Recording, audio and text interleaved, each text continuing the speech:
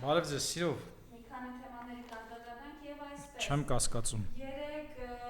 Բաքվի բանտում գերության մեջ Այո։ գտնվող Դավիթ Իշխանյանի որդին Եվրոպական խորհրդում ելույթով է հանդես եկել, խոսելով այն ապօրինությունների եւ բնաջնջումների այն վայրագության մասին, ինչին այսօր իր հայրը եւ մեր մյուս հայրենակիցները բախվում են Բաքվի բանտերում։ Ես կխնդրեմ նորից անդրադառնանք մեր գերիների թեմային եւ նաեւ գիտեք, որ սրան զուգահեռը նույն քաղաքացիությունը ամեն ինչ է բնաջնջումներն է Հայաստանում դիմադիր Հայաստան ունեցող հայրենատեր մարդկանց նկատմամբ կիրառվում։ Համեցեք։ Նախ ողջունում եմ Դավիթ Իշխանյանի որդուն, որ հարցը բարձրացրել է եվրոպական ընտանիքում եւ ակնկալում եմ եւ ակնկալում ենք, որ շատերը կգտնեն այդ ճանապարհները հարցի բարձրացման, բայց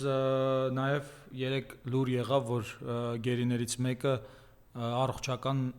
ծանր վիճակում է ու փաստորեն Բաքուն բնականաբար շարունակում է իր անմարդկային դրսևորումը, ինչը բազմիցս ասել եմ, որ այս հայ-ադրբեջանական հակամարտությունը քաղաքակրթական հակամարտություն է, մի կողմում քաղաքակրթական զարգացվածությունն է, մյուս կողմում այդ արգելակումը, արդարության եւ կարգ ու կանոնի։ Երեք մենք առաջին ասուլիսը արեցինք, հանձնաժողով ենք ստեղծել, որը այս դատապարտվածների անարդարացիորեն, մի խոսքով քաղբանտարկյալների պաշտպանության հանձնաժողով ենք ստեղծել, որտեղ ներկայացրեցինք մեր գործունեության սկիզբը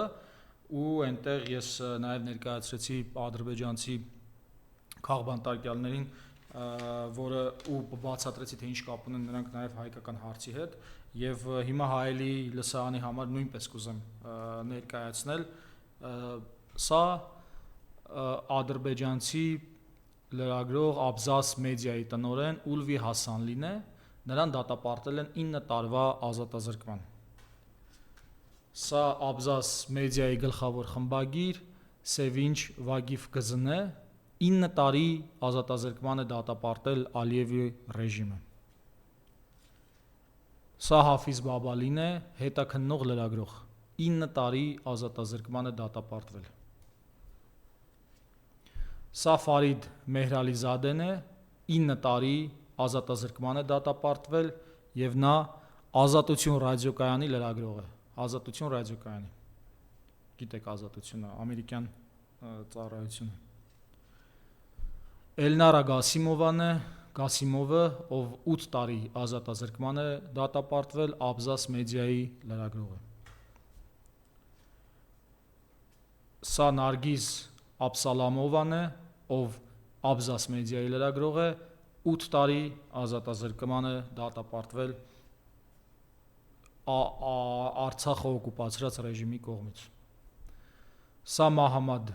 Կեկալովն է, 7 տարի 6 ամիս ազատազրկման է դատապարտվել, նա Աբզաս մեդիայի փոխտնօրենն է։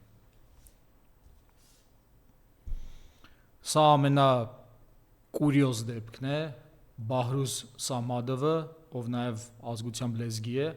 քաղաքագետ եւ խաղաղության ակտիվիստ են նրան կոչում, պատկերացրեք, որ նա դատապարտվել է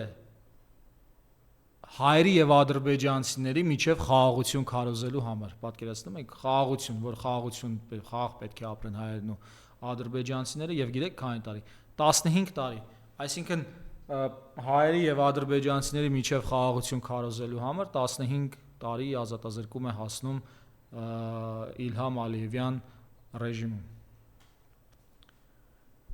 Սա Նովրուզալի Մամադովն է,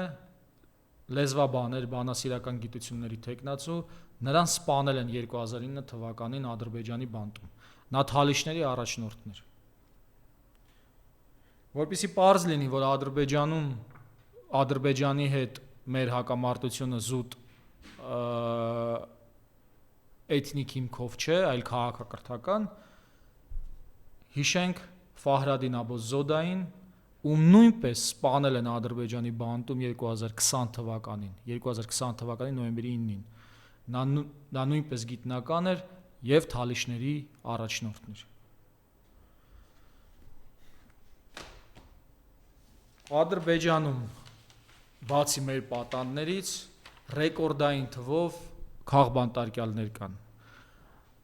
Ըստ տարբեր մարդու իրավունքների ինստիտուտների հասնում է մինչև 375 հոգին։ Նրանց մեջ լրագրողներ, գիտնականներ, քաղաքացիական հասարակության ներկայացուցիչներ, կրոնական հարցերով դատապարտվածներ, ասենք շիաներ կամ այլ կրոնական կազմակերպության ներկայացուցիչներ։ Ու այս ամենի հետ հանդերձ, երբ որ Կայա Կալասը Եվրոպայի արտաքին քաղաքականության ղեկավարը մայիսին 2-ին եւ 3-ին ժամանեց Ադրբեջան, ինչպես նաեւ Ուրսուլա ֆոն դեր Լայենը, որը հուլիսի 2-ին այցելեց Ադրբեջան, նրան Եվրոխորհրդարանից կոչ էին արել, որպեսզի բարձրացնեն Ադրբեջանի քաղբանտարկյալների հարցը։ Ոչ նա մի ծպտուն անգամ չեն հանել այս անմեղ մարդկանց ազատազրկման մասին։ Պատկերացնում եք,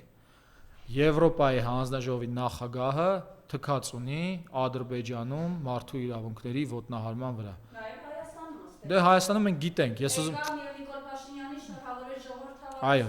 հիմա կապն եմ ստեղծում, թե ինչի այդպես։ Սակայն թե Կայա Կալասը, թե Ուրսուլա ֆոն դեր Լայենը այնտեղ բարձրացրել են եւ կարեւորել են խաղաղության գործընթացի հարցը։ Այսինքն Ուրսուլա ֆոն դեր Լայենը եւ Կայա Կալասի խաղաղության պատճառով տառապում են այս մարդիկ ասելով ես ոչ միայն ադրբեջանցիներին, թալիշներին, լեզգիներին նկատի ունեմ, այլև մեր Հայաստանի քաղբանտարկյալներին եւ պատանդներին, որոնք հիմա Բաքվի բանտում են։ Նրանք բոլորը խաղաղության բանտարկյալներ են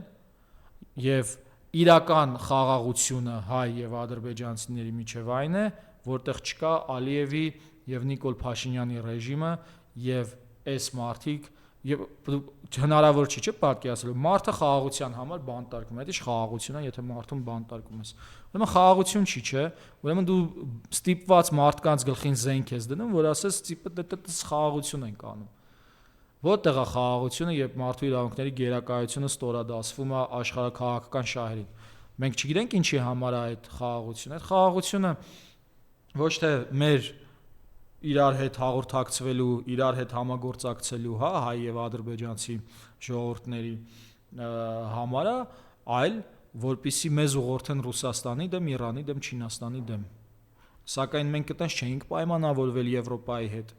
Մենք չէինք պայմանավորվել մարդու իրավունքների հռչակագիրը գրին միանալուց, մարդու իրավունքների եվրոպական կոնվենցիային միանալուց, քաղաքական եւ քաղաքացիական միջազգային դաշնագրին միանալուց, փախստականների մասին կոնվենցիային միանալուց եւ նման մի շարք մարդու իրավունքների գերակայությունը հաստատող փաստաթղթերին միանալուց։ Մենք այդպես չէինք պայմանավորվել, որ կարող է մարդու իրավունքները ստորադասվել եւ ասենք մեր հայրենակիցներին բանտերում, զնդաններում պահեն, ինչ եթե պետք է հայ ժողովրդին օգտագործեն Ռուսաստանի դեմ, ինչպես դա անում են Ուկրաինայի հետ, ինչպես դա փորձում են անել Վրաստանի հետ, Մոլդովայի հետ, Բելարուսի հետ, իդեպ Բելարուսի հետ էլ են փորձում անում, բայց տեսեք պարադոքսը ո՞րն է, Բելարուսը քաղբանտարկյալների թվով առաջին տեղում է այս բոլոր երկրների մեջ, Ադրբեջանը երկրորդ, բայց Բելարուսի մասին չգիտես ինչի անընդհատ խոսում են, բայց Ադրբեջանի մասին չեն խոսում։ Այդ ո՞նց է տենց լինում։ Հա? Սիրելի Հայաստանում եվրոպական ֆինանսավորմամբ գործող կազմակերպություններ, որոնց խնդիրը եւ մարդու իրավունքների գերակայությունն է։ Այս ամենից մի բան է հետևում, որ երկրորդ համաշխարհային պատերազմի կառուցվածքը, որը հիմնված էր ազգերի ինքնորոշման սկզբունքի, ազգերի միմյանց հարգանքի վրա, որից բխում էր մարդու իրավունքների սահմանումները եւ կարգը, հա, հարաբերվելու, ինքը խնդիրներ ուներ եւ այդ խնդիրները երբ որ եկան մարտահրավերների հասան, այդ խնդիրները հիմա ցույց են տալիս, որ այնուամենայնիվ նոր աշխարհակարգի ժամանակաշրջան է եւ այդ աշխարհակարգը պետք է մարդու իրավունքների գերակայությունից բարձրանա մի պլանկավերև, որը կլինի արդարության գերակայությունը, որովհետեւ մարդու իրավունքների գերակայության պարագայում պարզվում է, որ աշխարհաքաղաքական շահերով կարող է պայմանավորված լինի։ Այս երկրում ենք ասում մարդիկ քաղբանտարկյալ են, բայց այս երկրում չենք ասում, այսինքն այստեղ կորում է արդարության կարգը, ըստ Արիստոտելի, եթե նայենք ինչ է արդարությունը, եւ ըստ ձեզ արդարությունը օրենքների պահպանումն է, դա չի նշանակում, որ օրենքը պետք է ասես քարացած լինի, իհարկե անընդհատ պետք է զարգանան, բայց այդ պահին, երբ որ ինքը կա, դա պահպանումն է եւ թույլին չճնշելը։ Այս երկու մեխանիզմները, երբ որ իրար հետ գործում են, ինքը ստացվում է այդ արդար հասարակարգը, տենց շատ տենց ինչ-որ բարդ բան չի այստեղ։ Իսկ մենք տեսնում ենք, որ այս պարագայում Եվրոպան ավելի կողմ է, որպեսզի թույլին ճնշեն եւ օրենքները չպահպանվեն։ Այսինքն օրենքները չեն պահպանվել, դրա համար էլ առաջացել են թույլեր, էլի։ Եթե պահպանվեն օրենքները, չեն առաջանա։ Եվ այստեղից արդեն կարանք գանք դեպի մեր երկիր, որտեղ փաստորեն սահմանադրական կարգը տապալված է, օրենքները չեն գործում է մեկ մարդու հիվանդ ուղեղը եւ նա այդ իր հիվանդ ուղեղով հիվանդացնում է մյուսներին եւ համոզում է, որ դա է ճիշտը։ Նա փաստորեն բոլորին համոզում է, որ ճիշտ է գնալ խաղաղության, կանոնը դնել խաղաղության 150,000 էթնիկ մարդկանց զտելով, աղքատացնելով մարդկանց, իրենց սեփականությունը խլելով, սուտ ասելով, հերյուրանքներ տարածելով, քինախնդրությամբ, բանսարկությամբ եւ մնացած բոլոր տեսակի բացասական մարդկային բացասական հատկություններով։ Դա է համոզում, ինչու կներեք, բայց այդպես չի։ Մենք այս լույս աշխարհ չենք եկել, որ ինչա թե նույն ժամանակաշրջանում ենք ծնվել Նիկոլ Փաշինյանի հետ, տանջվենք, ասենք, իրա այդ հիվանդ հայեցողություններից, հա, կմահաճույքներից։ Բարեբախտաբար մենք նաև լույս աշխարհ ենք եկել այն ժամանակաշրջանում, երբ որ Լիոնել Մեսին ու Ռոնալդոն են խաղում ու մենք դրանից վայելք էինք ստանում։ Այդ հասկանալի է, այդ արդար է, բայց ասեք ոչ թե էլի Նիկոլ Փաշինյանը։ Մի խոսքով Մեսի թե Նիկոլ Փաշինյան, բնականաբար Մեսի։ Եվ տեսեք, այս ամենի զուգահեռ Հովանես ինքը այլևս խոսում է դրա Արցվաշենի մասին, Տիգրանաշենի մասին, կուտա տալիս։ Նայեք, Արցվաշենը, Տիգրանաշենը մի հատ քարտեզով պատկերացնենք։ Ադրբեջան ռազմավարական խնդիր ուներ Արցախը վերցնելու եւ Թուրքիան իրար հետ կապելու, հա, քայլ առ քայլ։ Սա ենք անում, հետո սա ենք անում։ Հիմա Հայաստանը այնուամենայնիվ խնդիր է։ Հիմա ասենք Նիկոլ Փաշինյանը հայրանց կամակատալն է, ինչ ասում են անում է, բայց այնուամենայնիվ հայկական քաղաքական միտքը ինքը հակադրվում է ադրբեջանականի այդ ծավալապաշտության ու ֆաշիզմի ու անարգանքի խառնվածքին, հա։ Ու հիմա բնականաբար Հայաստանը պետք է էլի չեզոքացնեն։ Ասենք հիմա ոնց է թալիշների վիճակը, չէ՞, բանտերում սպանում են թալիշներին կամ կրթական իրավունքից, մշակութային իրավունքից, լեզվից, տենց սահմանափակումներ են իրականացնում Ադրբեջանում, ճնշում են։ Հիմա իրանք ուզում են նույնը անեն Հայաստանի հետ, հա։ Իրանց կայսերական նվաճողական պատկերացումները այդպես են։ Օրինակ ռուսներն այդպես չի։ Ռուսները ասում են ինքնավարություն ենք տալիս, դուք գնացեք չեչեններ ձեր դպրոցները ունենաք, դաղեր դուք ձերը ունենաք եւ այլն, հա, իրանց մտածողությունը ուրիշ ձև է, իրանց նվաճողական մտածողությունը։ Ադրբեջանցիներին, թուրքերինը նույնականը, որ մենք պետքա լինենք, ոչ մեկ ուրիշ պետքա չլինի։ Սա է, հենց այդ ֆաշիզմ, որ ես ասում եմ, հենց սա է, սա հիտլերյան մոտեցումն է։ Ես բոլորից լավն եմ, դուք պետքա լինեք իմ նման։ Ինձնից դաժե իմ նման չէ։ Դուք պետքա լինեք ես։ Բանն է, էլի այրուկին մի մարմինն է, ուղղակի թուրք ու մարդ մի մարմին։ Հիմա այս պարագայում ինչ է նշանակում Տիգրանաշենը։ Տիգրանաշենը Ադրբեջանին տալ, նշանակում է Ադրբեջանին բերել Հայաստանի խորք, կտրել, լծակ տալ Մեղրի Երևան այդ ճանապարհի վրա, հնարավորություն ստեղծել, որ ադրբեջանցիները այնտեղ բնակեցվեն եւ պրովոկացիաներ անեն հայերի հետ, դիրքային առավելություն ստանալ, ինչպես նաեւ Երևանի վրա հարձակման ընդլայնված ռազմավարական պլան ստանան, այսինքն ընդեղից 2 վայրկյանում կարող են մի հատ հրթիռ կախեն Երևանի վրա։ Սա Ադրբեջանին է տալու Տիգրանաշենը, հա, դե դրան գումարած ասենք Նախիջևանի հետ ավելի մի հատ էլ պրովոկացիա այնտեղ կանեն, այնտեղից ճանապարհ կվերցնեն, ասենք դեպի Երասխով կպնեն այդ իրենց սադարակին։ Մի խոսքով, ըստեղ Ադրբեջանին լայն հնարավորություններ է տալիս, ինչ է տալիս մեզ Արցվաշենը։ Ինչ է տալիս մեզ Արցվաշենը։ Ինչ է տալիս։ Տալիս է մի հատ տարածք, որը որևէ կոմունիկացիա Հայաստանի հետ չունի, որևէ ռազմավարական նշանակություն չունի, հայերի իրավունքները ավելի պաշտպանված չեն լինելու, անվտանգությունը ավելի պաշտպանված չի լինելու, Ադրբեջանի հետ սեղանին նստելու որևէ հավելյալ լծակ չի լինելու, քանի որ Իրանից որևէ բան չի ներկայացնում։ Հայելային եք ուզում, հայելի ակումբում ենք, չէ՞, հայելի ակումբում լավ գիտեն հայելայինը ինչ է։ Տվեք մեզ Կասպից ծովի հետ շոշափվող տարածք։ Հայելային եք ուզում, տվեք մեզ Նախիջևանից Իրան մտնող տարածք։ Միջանցք տվեք, հա։ Ասենք Երասխով, որ գնում ենք, մտնում ենք այդ Սադարակի շրջան Նախիջևան, հետո կպնենք Իրանին, դա ձեռնտու կլինի թե ռուսներին, թե ձեռնտու կլինի վրացիներին, թե Իրանին ձեռնտու կլինի, որովհետև այն ճանապարհը, որ անցնում են մեքենաները դեպի Իրան գնալու համար, պատկերացրեք 9 ժամով կկրճատվի այդ ճանապարհը։ Ասենք այդ կարճ հատվածը, որտեղից Երասխից պետքա մտնեն Իրան, ընդամենը 15 կիլոմետր է։ Հասկանում եք ին տարբերությունը որն է։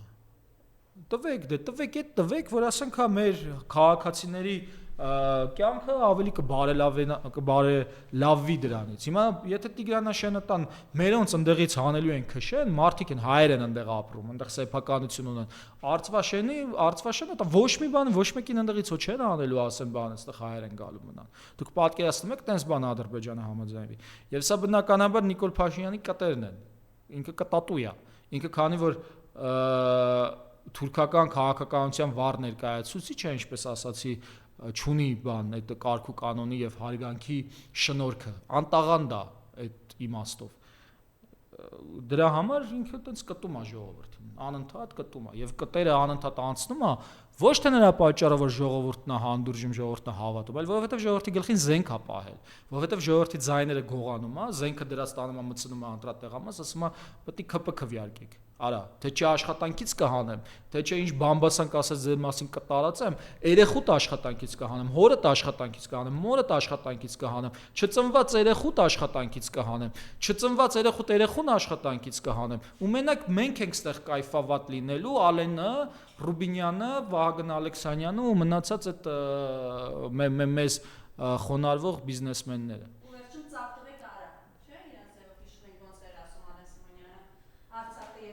Հա։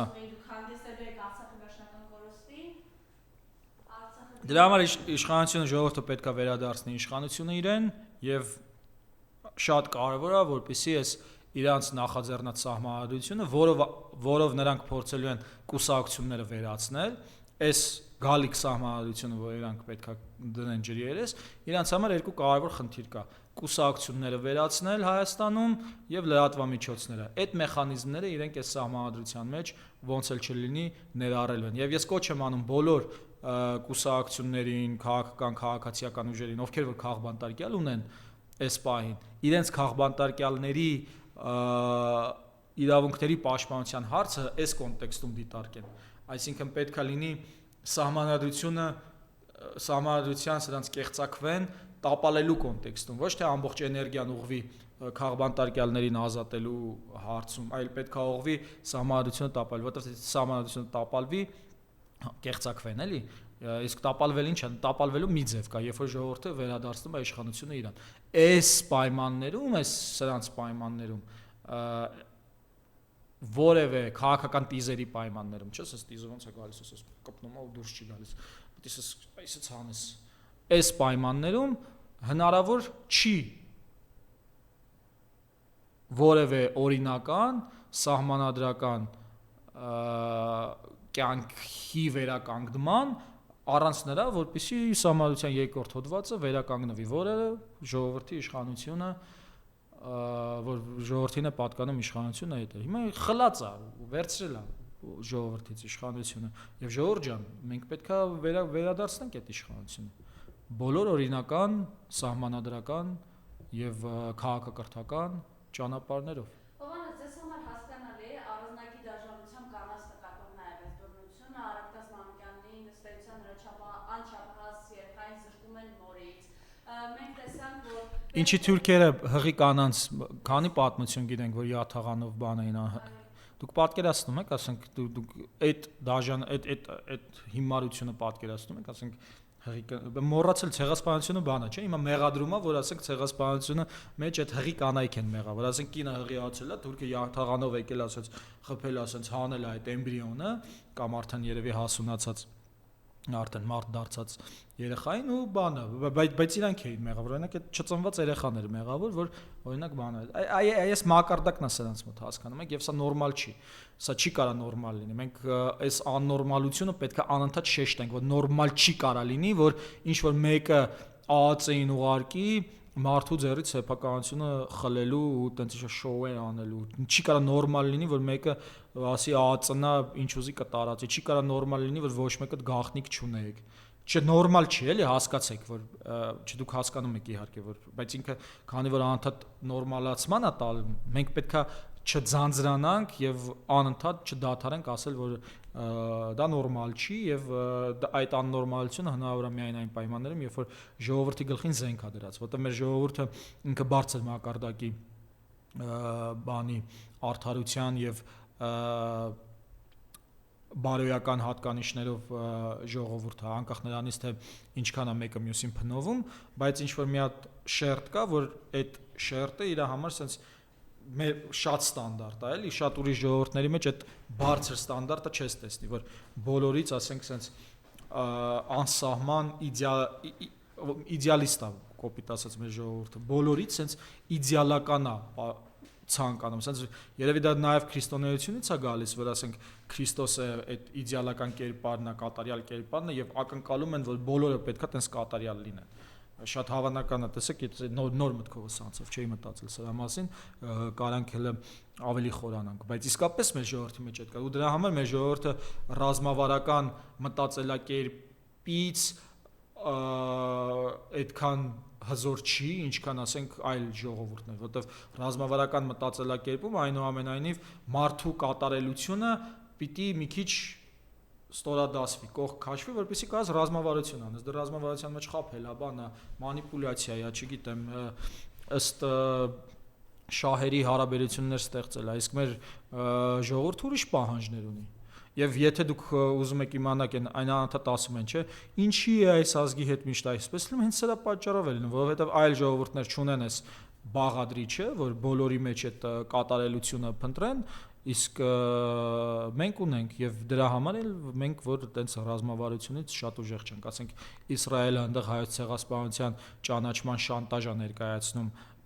Թուրքիային, մեր ժողովուրդը ասում է Իսրայել դու ով ես որ այտենց բան անես, այսինքն պիտի կատարյալ լինես, էլի որ մեր ցեղասպանությունը ճանաչես։ Իհարկե քաղաքական ռազմավարական տեսակետից սա միամտություն է, բայց մեր ժողովրդի տեսակետից սա ոնց որ են բարոյական են մի հատ ստանդարտը, որը պետքա պահվի։ Իսկ լավագույն լուծումը կլինի, որպեսզի հայ ժողովուրդը կարողանա այդ կատարելության ձգտման խառնվածքը նաև ներդնի ռազմավարության մեջ, այո, այդպես պիտի լինի։ Եվ հենց նոր Գայիկ Սահակյանը խոսք է ուղղել թերակատարողական հիմնարկից, անդրադառնալով եւ դիտելով կանայքի տեղ մարդը գիտի եւ բացատրում է, որ իր համար այսօրերին ամենացավալին այն է, որ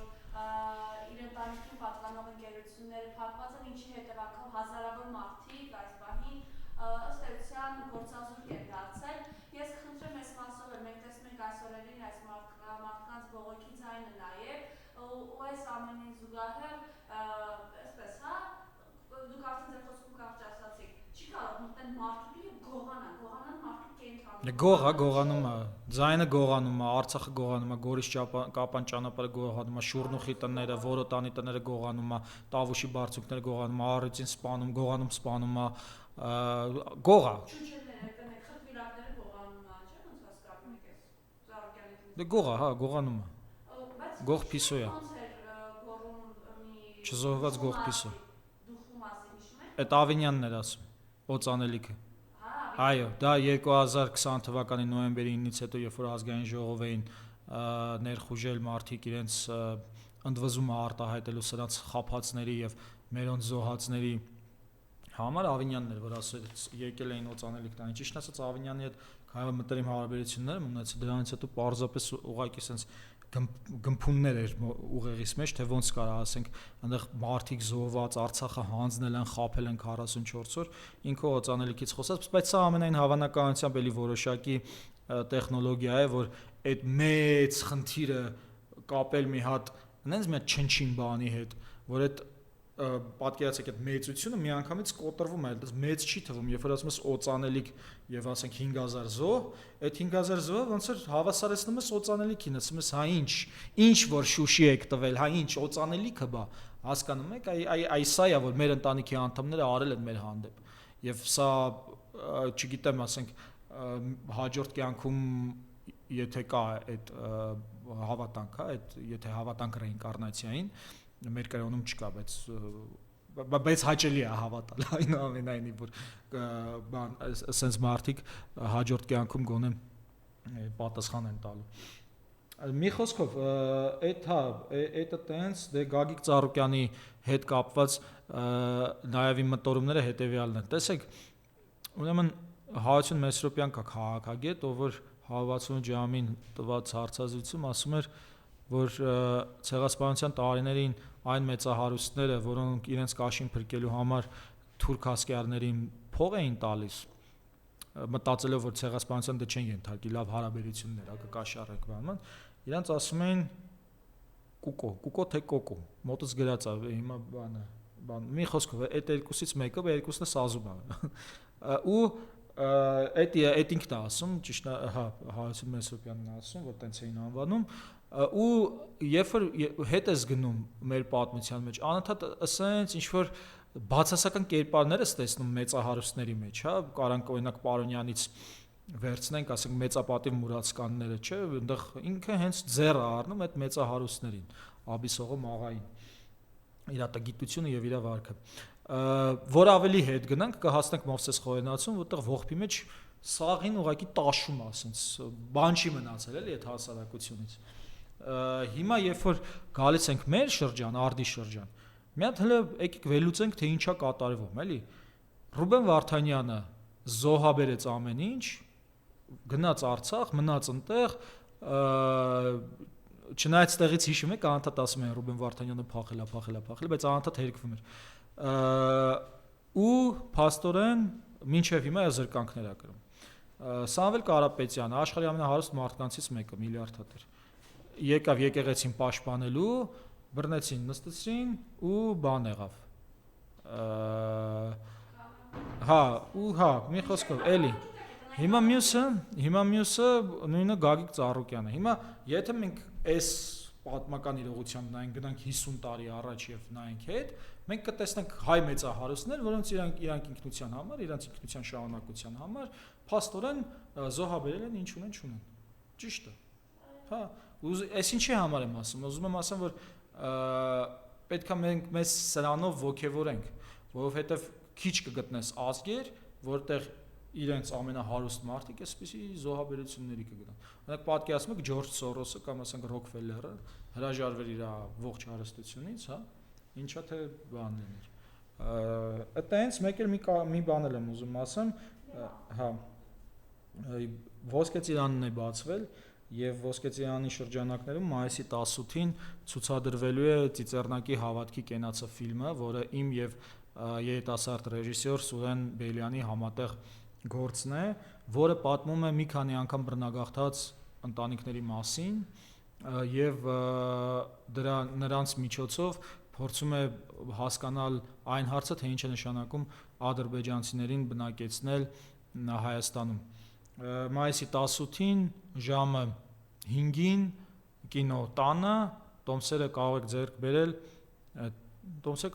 բերել թիքեթոներ, հա, այդ բանից։ Բայց եթե հարցնեք, կասեմ որտեղից։ Մի խոսքով, իսկ այդ ֆիլմից մենք ունենք նաև երկու քաղբանտարկյալ այդ ֆիլմից։ Պրոդյուսեր Ավետիք Չալաբյանը այս պահի ապօրինի